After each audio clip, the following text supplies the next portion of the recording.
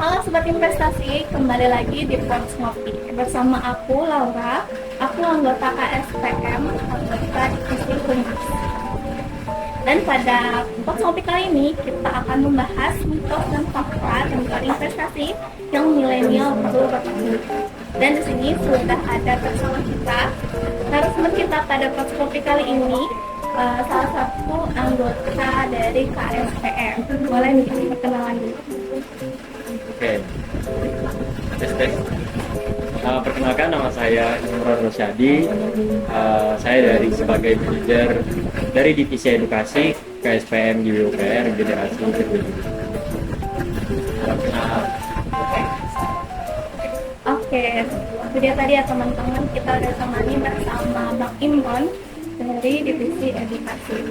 Dan pada Pods Ngopi kali ini kita akan membahas sebuah topik nih Bang, yaitu mitos dan fakta yang perlu milenial ketahui tentang investasi. Seperti yang sudah kita ketahui, sudah banyak mitos-mitos yang beredar di masyarakat kita tentang investasi. Nah, di sini kita akan membahas beberapa nih, mungkin mitos-mitos terbesar yang perlu untuk kita pecahkan. Silakan Bang. Oke. Mungkin mitos-mitos ya. Kalau mitos-mitos tentang investasi pastinya banyak sih beredar di nggak cuma di milenial, nggak cuma di kalangan orang tua, bahkan kayaknya hampir di setiap lapisan masyarakat juga ada mitos-mitosnya, hal-hal yang buruk-buruknya aja di tentang investasi gitu yang beredar. Mungkin aku pengen ngejelasin beberapa nih, ada tiga nih. Yang pertama adalah investasi itu hanya untuk orang kaya. Nah, jadi mungkin teman-teman juga sering dengar mitos tentang investasi ini cuma buat orang kaya gitu. Jadi kita perlu uang yang banyak. Orang-orang kayak kita ya yang masih kuliah, yang nggak punya pekerjaan, yang nggak bisa berinvestasi gitu. Padahal nyatanya kalau sekarang, karena sekarang sudah eranya teknologi, semuanya dimudahkan dengan sistem online, aplikasi, kita itu bisa mulai dari bahkan modal hanya Rp5.000 saja gitu, untuk berinvestasi. Jadi sudah banyak instrumen yang disiapkan, yang disediakan sebagai tempat kita untuk berinvestasi, pilihan berinvestasi yang enggak cuma buat orang kaya tapi juga buat milenial kayak kita gitu. Buat yang enggak masih pengen nyicil-nyicil dulu nih dari yang Rp5.000, Rp10.000 gitu. Jadi itu sih mitos yang pertama. Jadi investasi hanya untuk orang kaya itu salah ya. Tapi kalau zaman dulu mungkin ya benar, karena zaman dulu sistemnya lebih sulit dan tidak ada sistem online. Oke, selanjutnya mungkin adalah investasi selalu berisiko dan hanya untuk ahli keuangan. Investasi selalu berisiko dan hanya untuk ahli keuangan. Mungkin teman-teman di sana juga berpikir yang sama, bahwa investasi ini risikonya besar. Aku belum pernah belajar, aku belum pernah cobain investasi, pasti susah. Jadi ya udahlah, cuma buat orang yang ahli aja gitu. Sebenarnya salah. Kenapa? Karena investasi itu tidak hanya pada untuk ahli keuangan saja. Untuk kita sendiri, dari mahasiswa atau bahkan juga pelajar, itu bahkan sudah bisa mulai berinvestasi dengan belajar melalui membaca, melalui menonton di platform YouTube dan sebagainya. Sudah banyak yang menyediakan informasi dan cara-cara bagaimana berinvestasi yang baik dan benar. Nah, untuk resiko sendiri tentu saja investasi ada resikonya nih. Akan tetapi resiko itu masih bisa kita kontrol, masih bisa kita hindari dengan cara apa? Kita harus belajar dan memahami instrumen investasi yang kita pilih sendiri.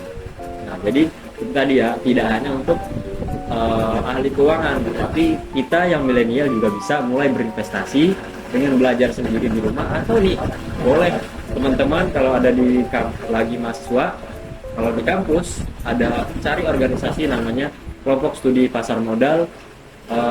Kalau ada coba deh gabung, karena di sana teman-teman bisa belajar bareng dan berdiskusi bareng tentang investasi dan pasar modal.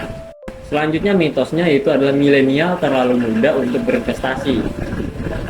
Jadi mungkin banyak teman-teman di sana masih berpikir bahwasanya investasi itu cuma buat orang yang udah punya pekerjaan. Kita milenial mah ngapain gitu, gak ada uang, gak ada modal buat berinvestasi. Padahal banyak yang mengatakan bahwa berinvestasi yang baik adalah dimulai dari sekarang. Jadi mulailah berinvestasi ini dari sekarang.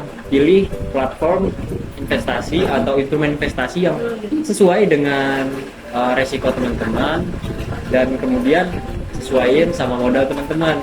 Kenapa? Karena bahkan kita tadi sudah bisa berinvestasi mulai dari 5.000, 10.000.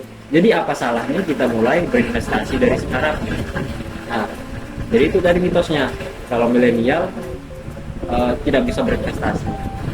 Terus ya banyak-banyaklah membaca dan cari tahu nih, informasi udah banyak banget. Investasi bisa mulai dari 5.000, 10.000. Resikonya juga bisa diatur sendiri, mau yang resikonya tinggi, mau resikonya rendah, mau resikonya sedang, dan sebagainya. Jadi semua tergantung teman-teman sendiri. Itu sih tadi untuk beberapa mitos tentang investasi yang sering terdengar di milenial atau beberapa kalangan masyarakat lainnya.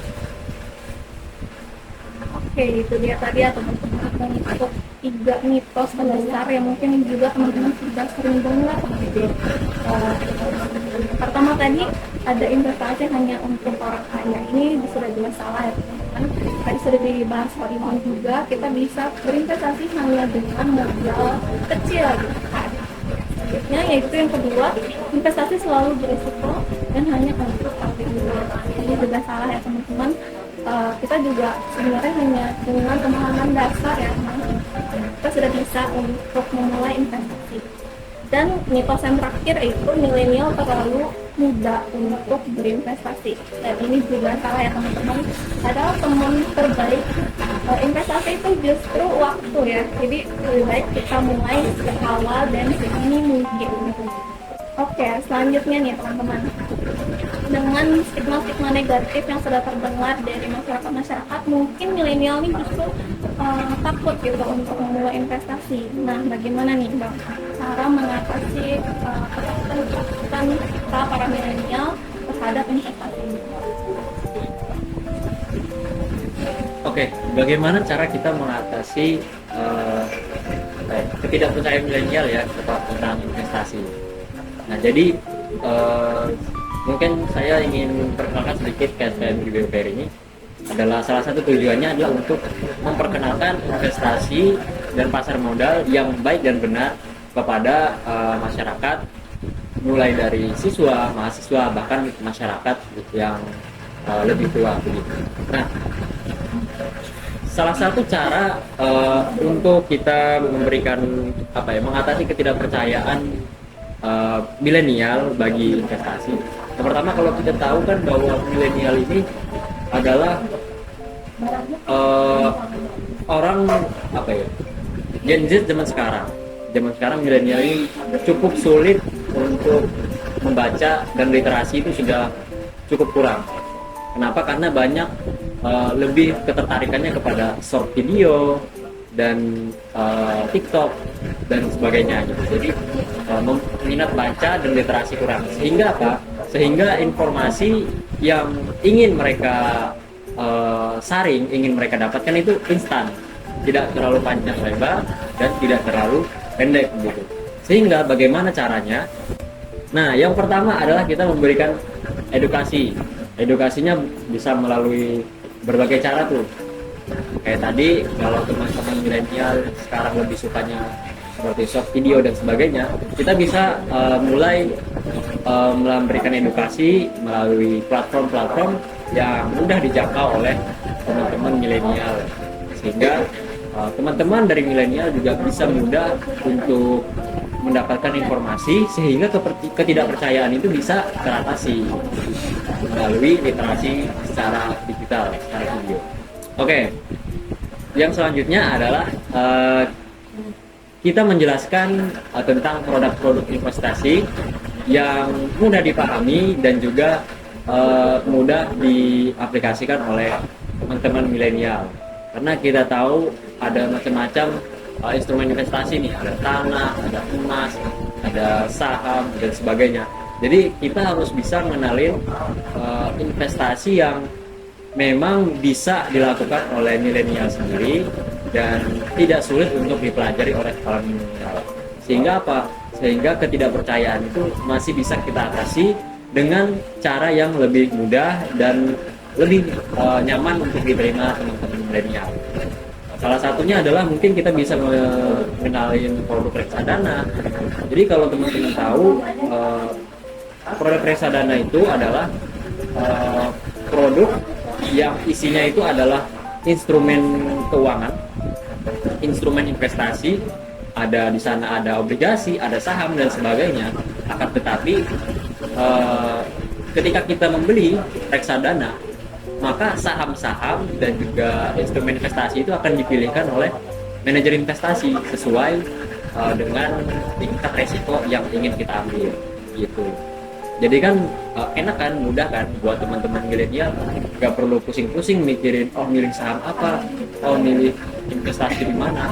Cukup di reksadana, nanti akan ada manajer investasi yang ngebantu. Nah, enaknya juga di reksadana ini bisa dengan mulai 10.000 aja kita bisa berinvestasi di reksadana dengan aman dan tenang, tanpa ribet dan ya nggak terlalu banyak mikir lah. Oke, yang selanjutnya itu adalah berdiskusi secara langsung. Jadi tentu saja untuk milenial supaya menerima dan menghilangkan rasa ketidakpercayaan, kita harus bisa menjangkau mereka secara offline atau secara online melalui platform diskusi agar ya bisa terjawab secara jelas dan mudah dipahami oleh teman-teman semuanya. Begitu. Oke, itu dia tadi untuk mengatasi salah satu bentuk investasi dan milenial. Mungkin tadi yang seperti sudah dikatakan Imron, bisa mulai dengan investasi untuk produk yang resikonya rendah gitu. Mungkin mulai dari produknya yaitu reksadana. Dan ini satu produk yang cukup umum juga di masyarakat, dan teman-teman bisa memulai investasi dan 10.000 tadi ya. Dan juga salah satu tips yang menurut aku paling penting yaitu konsultasikan dengan orang-orang yang sudah lebih berkecimpung di dunia. Oke, yang selanjutnya nih Bang, aku sering lihat quotes di media sosial. Ada quotes berbunyi investasi dari sekarang. Nah, kira-kira kenapa sih kita harus memulai investasi ini seawal dan sedini mungkin? Dan kira-kira apa nih manfaat jangka panjang bagi milenial dalam berinvestasi? Oke, kenapa kita perlu berinvestasi sedini mungkin ya? Nah, jadi salah satu manfaat untuk kita berinvestasi adalah pertumbuhan aset yang mengalahkan nilai investasi. Salah satu manfaat untuk kita berinvestasi adalah pertumbuhan aset atau uang kita bertumbuh dan mengalahkan tingkat inflasi. Nah, jadi kalau kita misalnya nabung di celengan, kalau misalnya kita nabung di tempat yang ya di bank, nah itu kan uang kita tidak akan bertumbuh. Bahkan kalau di bank uang kita kan berkurang karena ada bunga biaya adminnya kan. Nah, kalau kita berinvestasi itu ada yang namanya return atau capital gain. Nah, capital gain ini adalah keuntungan yang kita dapat dari investasi kita. Sehingga apa? Uang kita bertumbuh. Jadi mau kita simpan selama 20 tahun, kita simpan selama 50 tahun, lebih lama malah lebih bagus ya. Investasi uang kita itu akan tetap bertambah gitu. Misalnya dibandingkan Laura menabung 10 juta di celengan selama 10 tahun dan sama Laura berinvestasi misalnya di saham selama 10 tahun, maka tentu aja 10 tahun kemudian uang di dalam celengan tidak berubah. Akan tetapi uang diinvestasikan jika di saham 10 tahun kemudian, kalau Laura berinvestasi di tempat yang baik, di perusahaan yang bagus, maka uangnya bahkan bisa bertumbuh, bisa lebih dari 50% atau bahkan 100%. Karena tidak ada batasan untuk kenaikan atau keuntungan dari Laura sendiri selama tetap menyimpannya dalam jangka yang lama dan kinerja perusahaannya tetap baik. Nah, itu salah satunya ya. Jadi teman-teman, daripada menabung ya mending investasi nggak sih? Nah, terus kenapa kita harus mulai dari sekarang? Ya tentu aja biar kita punya lebih banyak waktu dong. Kalau kita misalnya teman-teman udah baru umur 20 tahun, 21 tahun, mulai berinvestasi dari sekarang, waktunya lebih panjang untuk tentu aja sampai ke angka harapan hidup ya.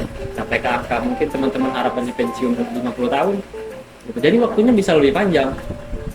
Kalau misalnya teman-teman berinvestasi ya udah tua, udah punya istri, ya susah. Mungkin di umur 40 tahun ya waktunya akan lebih pendek. Jadi itulah salah satunya kenapa kita harus berinvestasi sedini mungkin. Dan seperti tadi, mulailah berinvestasi dari sekarang. Ya, nah itu yang pertama. Jadi pertumbuhan uang kita bertumbuh. Nah karena uang kita bertumbuh tadi, kita untuk mencapai tujuan keuangan kita lebih mudah nih. Misalnya kalau 10 tahun lagi pengen punya rumah atau pengen punya mobil, jadi kita bisa berinvestasi dalam 10 tahun itu mengikuti inflasi. Karena apa? Misalnya teman-teman mungkin pengen beli mobil yang terbaru lah, pokoknya setiap tahun terbaru gitu dalam 10 tahun lagi. Nah tentu aja kan inflasi terus meningkat dan harga mobil bisa aja lebih mahal lagi di 10 tahun kemudian. Kalau misalnya teman-teman cuma nabung 100 juta atau ya 100 juta banyak sih ya, kalau misalnya teman-teman targetnya cuma sampai 100 juta di tabungan, itu kan uangnya nggak bertumbuh. Tapi kalau di investasi kita targetnya 100 juta, bisa aja sampai uangnya ke 200 juta, ke 500 juta, kan nggak, kita nggak tahu. Nah itu supaya apa? Untuk membantu kita mencapai tujuan keuangan atau bahkan mempercepat tujuan keuangan itu tercapai gitu. Jadi itu salah dua manfaat investasi ya, dari kenapa kita harus mulai berinvestasi dari sekarang. Oke, mungkin itu aja sih dari aku untuk pertanyaannya. Oke, itu dia tadi ya teman-teman manfaat jangka panjang kali ini ya dalam berinvestasi.